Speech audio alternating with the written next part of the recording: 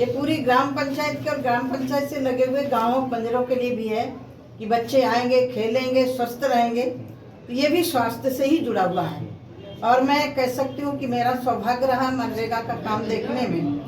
हमने बहुत सारे सुझाव दिए थे माननीय प्रधानमंत्री जी के सामने कि गांव में बड़े बड़े स्टेडियम तो शहरों में बन जाते हैं, लेकिन छोटे गांवों में बच्चों के खेलने के लिए, उनके स्वस्थ रहने के लिए जगह नहीं होती है। तो माननीय प्रधानमंत्री जी ने तत्काल आज़ादी के अमृत महोत्सव के समय इन पार्कों के निर्माण के लिए माननीय प्रधानमंत्री जी ने सुझाव दिए और आज देख रहे हैं कि हर गांव में लगभग छोटा बड़ा पार्क बन रहा है।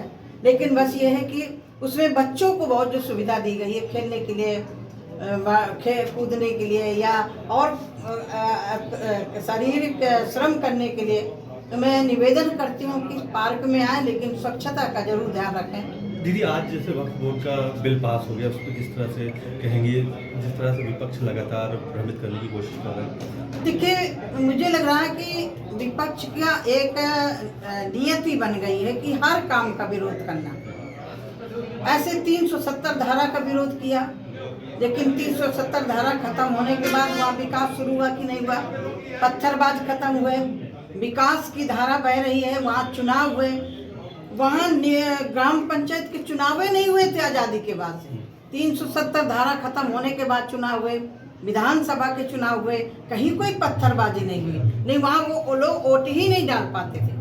ऐसे ही जो वक्फ बोर्ड है, वक्फ बोर्ड के माध्यम से बहुत सारे ऐसे लोग हैं जिन्होंने जमीन को कब्जा करके रखा है।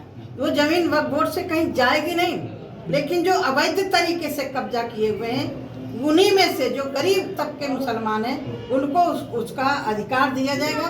वक्फ बोर्ड की जमीन मुसलमानों को छोड़ करके और कोई लेने वाला नहीं है। ओवैसी ने दीदी बिल को फाड़ा है लोकसभा में, इसको लेकर के आप किस तरह? ओवैसी को परेशानी ये हो कि खुद ही जमीन कब्जा किए हुए हैं। अब उनको लग रहा है कि ये वक्फ बोर्ड पास हो गया तो कहीं हमारी जमीन न छीन जाए, क्योंकि ऐसे तथाकथित जो अपने को बहुत बड़े नेता मानते हैं ऐसे ही लोग वक्फ बोर्ड की जमीन कब्जा। कई विपक्षी दल कह रहे हैं वो नहीं मानेंगे, हम प्रदर्शन करेंगे, सड़क में उतरेंगे। विपक्षी दल तो सिर्फ वोट बैंक की राजनीति देखते हैं।